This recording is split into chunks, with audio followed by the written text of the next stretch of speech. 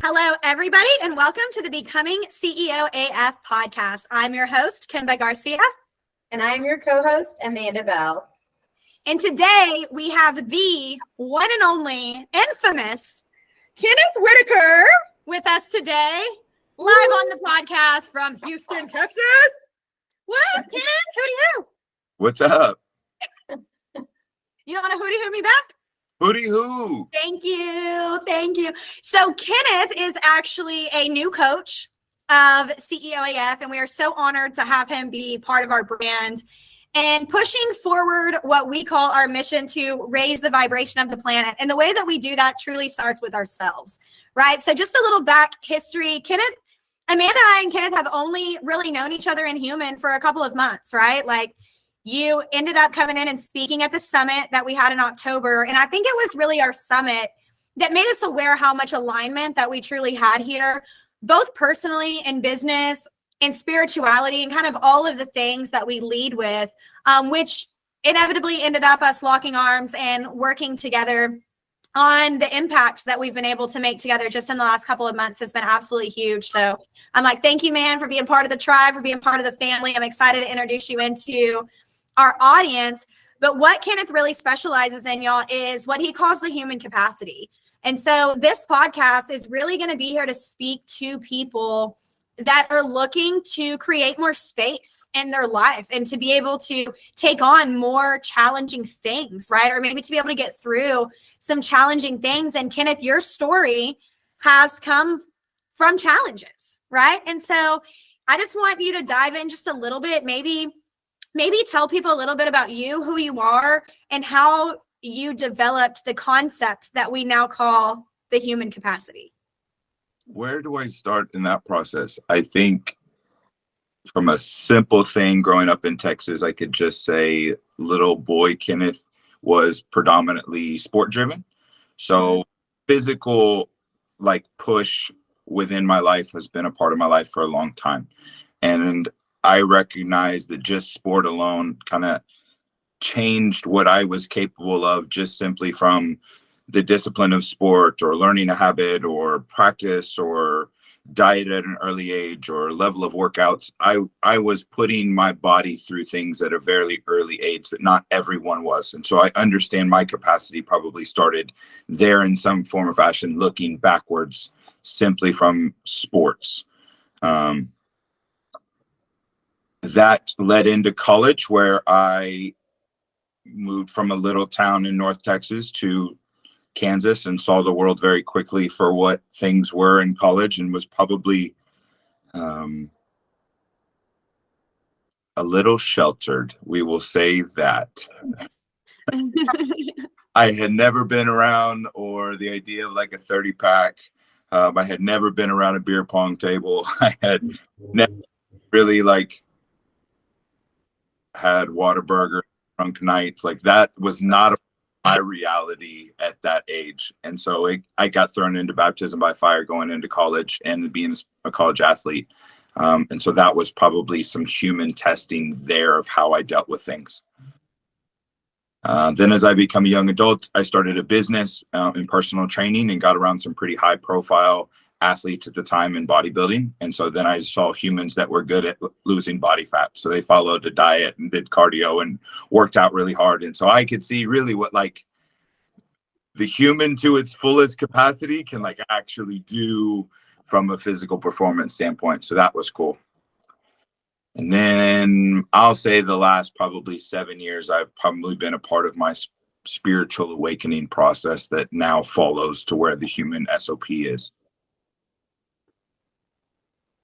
So now here in the human SOP, I've really dove in to try and be able to say, these are the areas that I believe a human actually kind of has to get better at doing hard shit at. Yeah. And I think that's where we now fall into being able to be partnership, as I saw you guys leading from the front of, this is how you can elevate your human. And so then just from that, you agree in that and I agree in that, it became really cool to where now I wanted to get to a point where I could scale the idea of actually being help elevate the performance of a human. So that's where Like, I love that, Kenneth. So I think it's fun for people to know about, I'm like, this is just kind of like a side note, but I think it's fun for people to know that you were a competitive cheerleader in college. And for anybody that hasn't been over to your Instagram and like see how you throw these girls around in the air and all the cool I'm like, y'all go check it out because it's very entertaining at what humans can accomplish, even physically and together as a team in that way that you see inside of cheerleading is super cool. But growing up, I think you also played football, right? Like, what else sports did you play? Baseball, soccer, basketball. I did growing up. I got into wrestling and powerlifting through high school. So there was much I wasn't doing from a physical standpoint. I think it probably, now I realized I regulated myself with sport back then. So like out in off season, because I would just go from sport to sport to sport to where I never really had to regulate outside of performance. So now today, as we jump into human capacity, like what pillars do you put, because you've built out a program around this, right? Like the human capacity and being able to dive in. And I'll share with the listeners that and I know Amanda has as well, have been through part of the human capacity outline and have came up to ask ourselves some of these questions that you've built out inside of some of these different pillars. Because for you today, it's not just about how can we push ourselves, like not just what is the human capacity of the body, but what is the human capacity of the mind, of the soul, of the finances, right? And really being that overall elevated human. So will you just talk a little bit more about outside of the physical, some of the areas that you think are the next, or if somebody's listening to this and they're kind of like, where's the first place for me to start? Maybe outside of the physical, because I think most people know like we should be going to the gym, right? We all know that we can push I could run a little faster, a little harder. You know what I mean? Like we know that, but what's the next step in the human capacity outside of just the physical? I'm going to use the pillar that I use called self-auditing. And really, I think every human should start at self-auditing in the understanding that I believe that we have three versions of us that are running at all times. And it depends on who's kind of leading the way, but these three versions of us are running all the time. We have our ego, which is the mind narrative, the cattiness, the gossip, the ego, the thing that responds. That's our ego. And then we have our soul, which is like the version of us that we were born with, but also my brain went to the version of me that's like sitting in the grass in a meditation with the sun coming down. Like that part of me is soul. Like that's perfect. Always running like that part of me. And then I have my physical body, the thing that gets triggered, the thing that doesn't like cold, the thing that gets sore, like our human body. And those three things are running at all times. And so if we were to talk human capacity, I think we first have to understand like the thought, we have thoughts, but we are not our thoughts. That first understanding is where we start with human capacity. Like you are not yourself. Oh, that's an open statement, but you are not always your experience. So then if I can get into a realization that I am not my experience, then realistically, like cold plunge, dieting, cardiovascular health, meditation, breath work, like all of the practices that make it hard are really us just getting better at the day-to-day actions. We're just getting better at hard shit. That's where we understand human capacity first. Then we get to dive into the other pillars. But I think it starts with like, be okay with self-auditing yourself. Check in with yourself. Hold space for yourself. Ask yourself, is it me or the little hurt version of me that's being triggered right now? Or we are not our experience. That's where we first start in human capacity. I love that. When Amanda and I first dive in, it's one of the first things that we teach people inside of CEOAF when they join the family is how we call it thought audits. But it's exactly what you're talking about. It's just stop in the middle of the day, pull the e-brake, right? What am I thinking about? Does it serve me? Is it holding me back? Is it moving me forward? Am I being my own best friend? Am I being my worst enemy? Really doing some of that self-evaluation from the perspective of non-judgment, which is what I love that you just said. Like, I am not my body. I am not my thoughts. I am not my experiences. I am the soul and the awareness behind those things that gets to co-create with those things, that gets to be part of that journey, that gets to observe what's going on, right? And I think that you're 100% right, Kenneth. I think that's where you go from being like a regular human to almost like have the potential to be that superhuman, and not only to be able to hold space for yourself differently, but to be able to hold space for others from that same awareness of, well, if I'm not my body or my actions or my experiences or my thoughts, then that means you're not either. And from that perspective, we can truly love each other from a more divine place, a more, what I'll call a more agape, a more God love, because we are recognizing the soul inside of each other is what we are. The rest of this is just the human, the noise that's going on around it. And how do we regulate that? And how do we experience that through its fullest capacity?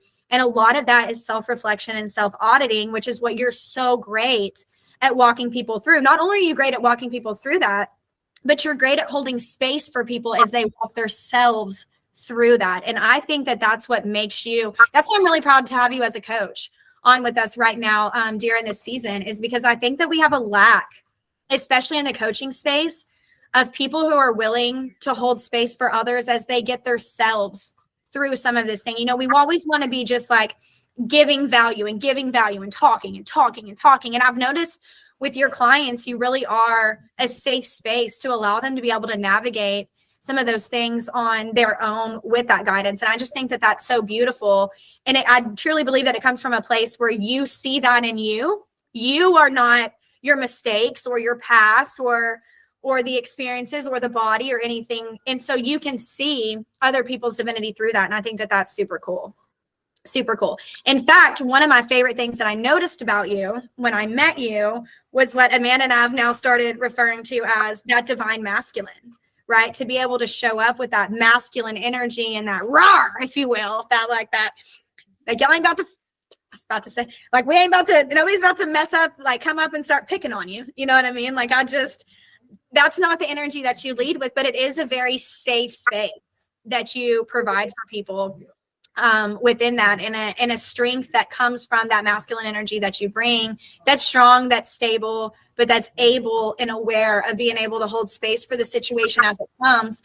And I want to hear a little bit more from you on where that came from, right? Like, because what you just said, I think we can sum up a lot of that by saying, you know, life doesn't necessarily get easier. We just get better at navigating it. And as we go through challenging things, we realize that we can do challenging things. And that's something that even just being your friend and getting to be part of your existence for the last few months that I've already seen in you. Like, you will intentionally put yourself in situations so that you're stretching that part of the brain or stretching that part of the human that says, you know, we can go a little further. We can go a little, I mean, I've came and watched you run a race where, you know, you're just, I mean, for hours, Amanda and I just watched you run around this thing and lift up these things and jump around everywhere. And when you're done with this race, you literally just fell on the ground, right? Where it's like, I left everything that I had on the field today, everything that I had. And with that, you grow more and you grow more. And so what are some of those things that you do in your daily practice now that's like, it's expanding, I'll word it as like, it expands your space that you have for yourself and others. What does that look like? I moved from making a decision and a negotiation with myself first and foremost every day, that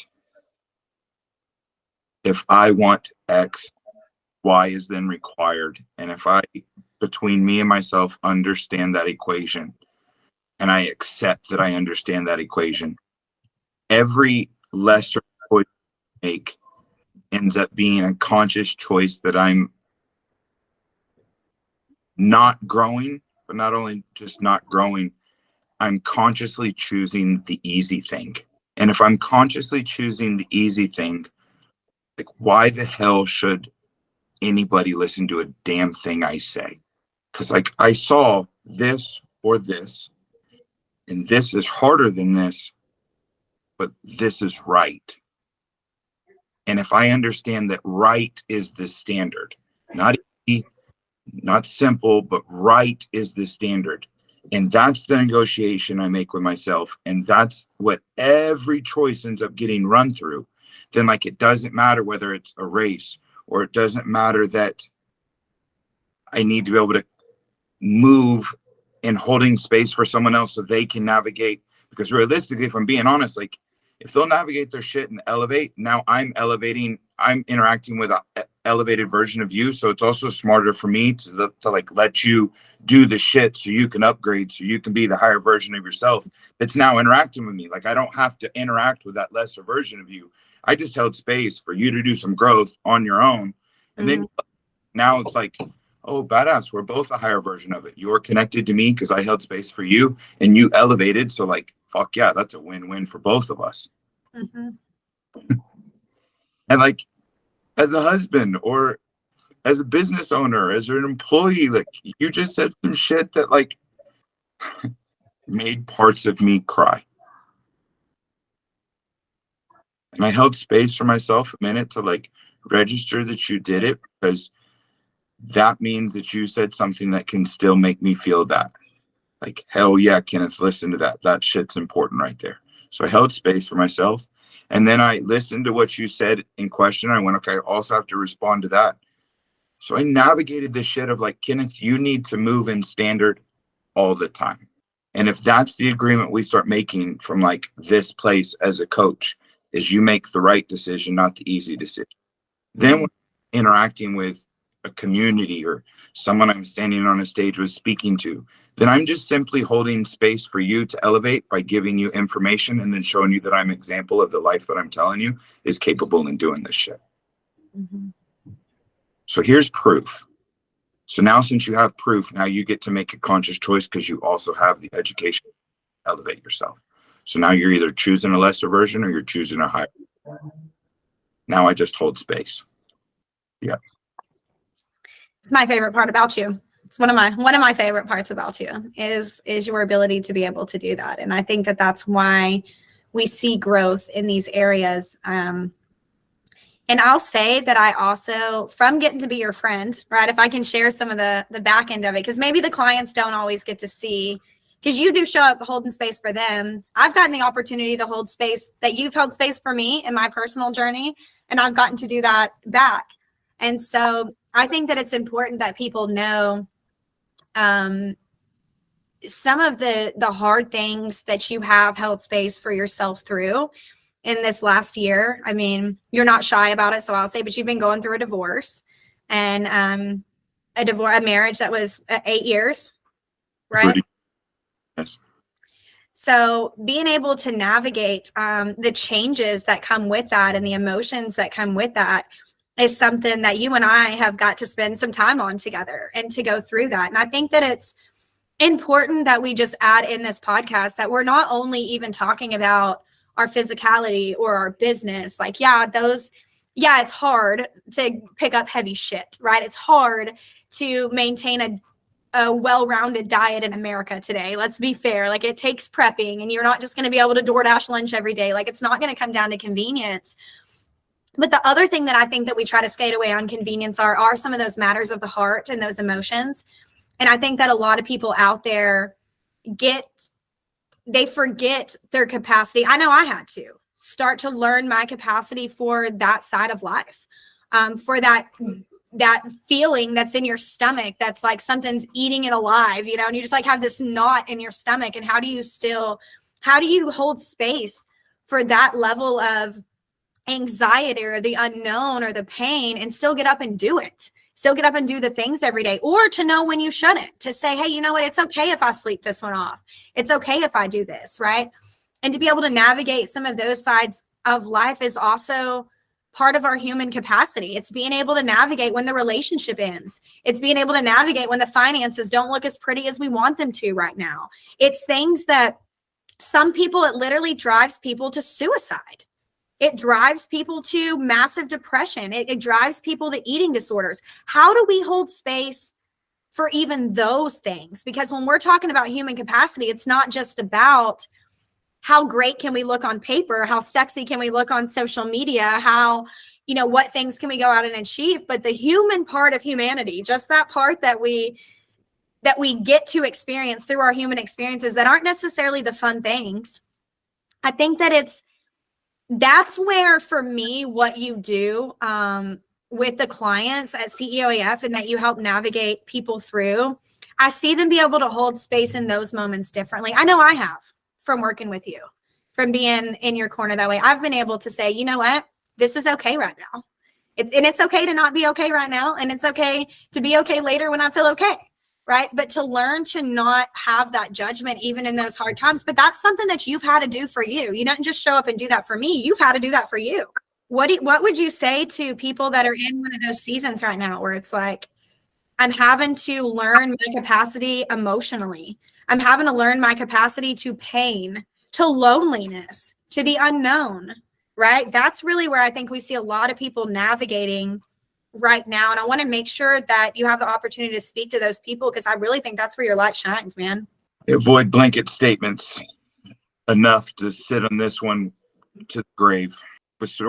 Before trying to navigate the big shit, start with the ability to say you fully love yourself. And if you're not there, don't even try and open the door. Because if you're opening the door to those other things, the 60% version of you is dealing with that issue with a 40% version of ego or pain or trigger or whatever. You're not even dealing with it the smartest way. So don't even go there. Only do the ability to, like I've done a few times a day. If I can do this in this moment right here, I am full fuck yes with, like, I'm 100% whole. And that's in sadness, that's in anger, that's in embarrassment, that's in nervousness, like all states. Every version of me, I can do this and I can love myself still in that state. If that's first there, then every version that you go through when you start opening up the big shit, and like I ugly ass fucking cry, like with my roommate the other night on the side of his bed, this hard like whimper, and he's male friend, and he just put his hand on the back of my head and just held space while like numerous versions of myself, like fully, I mean hard, like wept hard.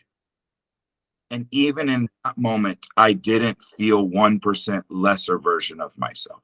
And so that version, that time is just as okay as the blissful ass moment in a yoga pose under the sun in some grass. Like, it's just as beautiful as that moment. Because I fully love the version of me that's experiencing the experience when I'm experiencing it. There's been moments where like I'm with y'all and I was at the Christmas party and I was like surrounded by like, so many versions of myself were vibrating at, like, so high at the Christmas party. And even in that moment, I walked away from the group and I actually took my shoes off and I grounded myself, and I actually had a sad moment. Like, even in that moment, I was sad, but like no one was able to experience that because like my state didn't change. Like, I was able to be sad and also brilliantly happy at the same time. So the self-love game. And then once you fully love yourself, everything that comes with this is okay.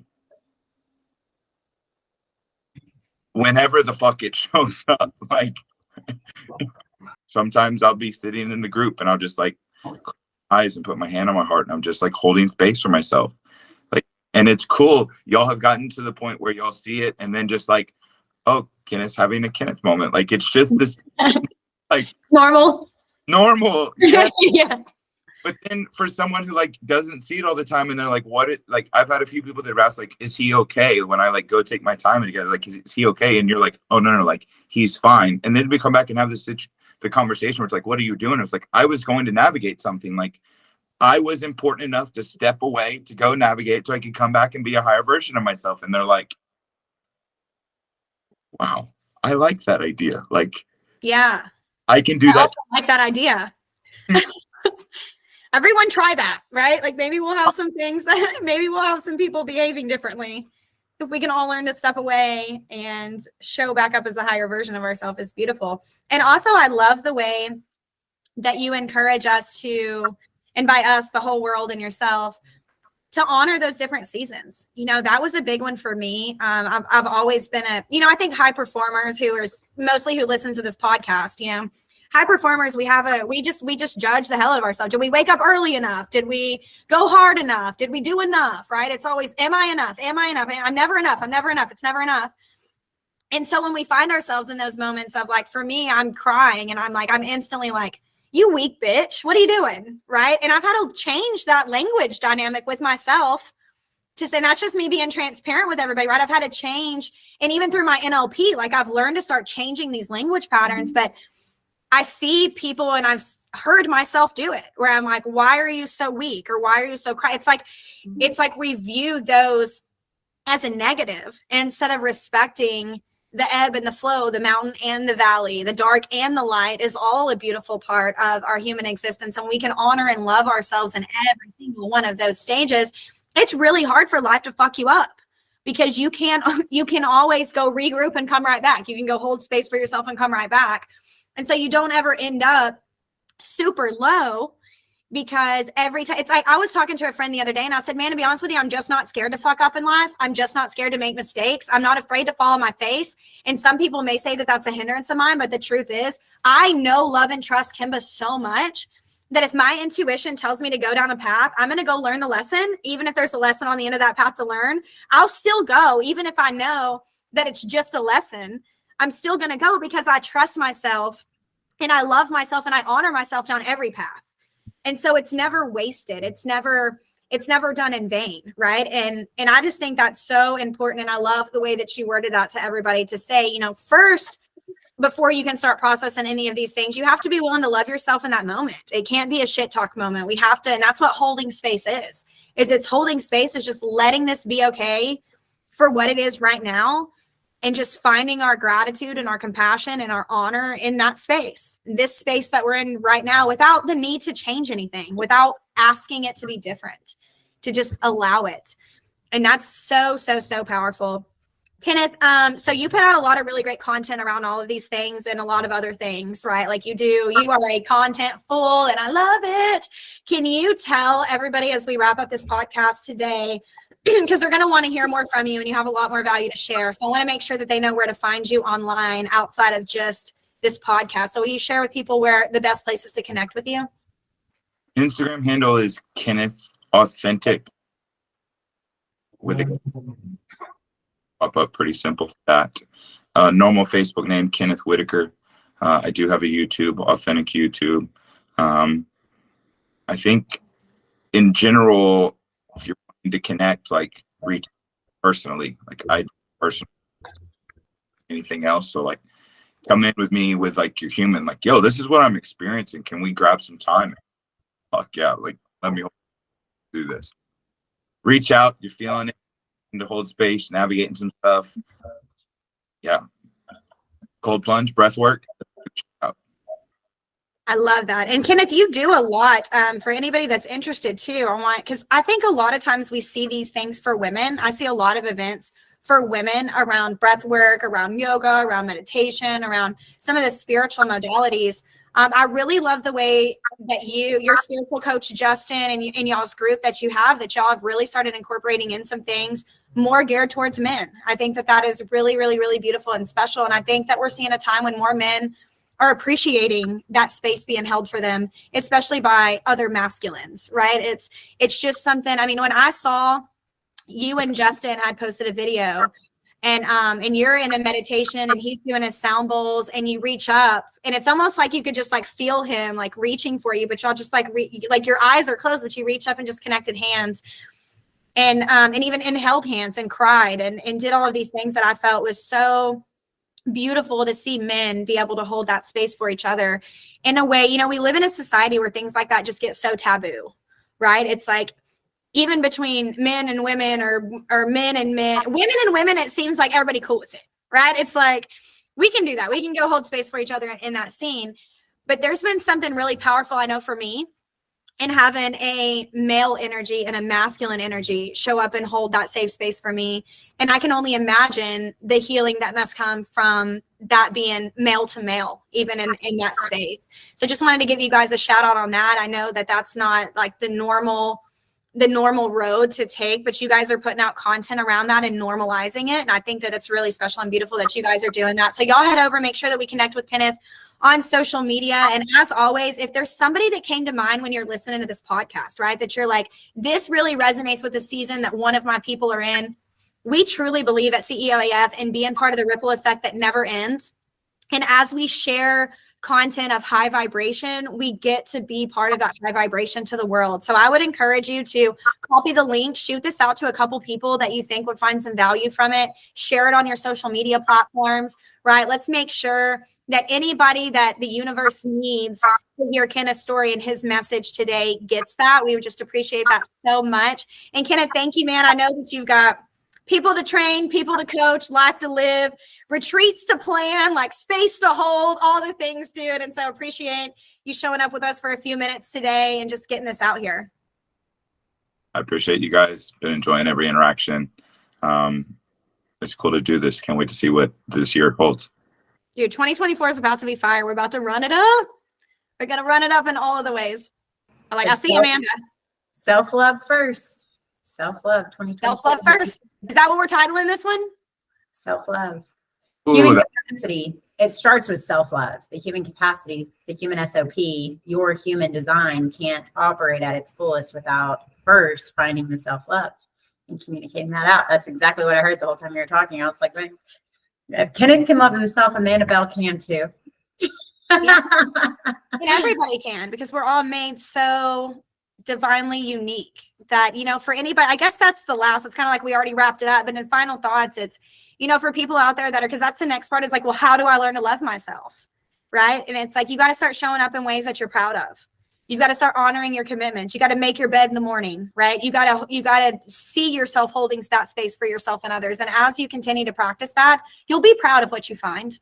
You'll be proud of what you find. When you start taking pride in the way that you move, then you start falling in love with that part of yourself. And that part of yourself you already know can handle any and everything. And that is CEOAF, baby. We love you guys so much. And we will see y'all on the next podcast. Bye-bye.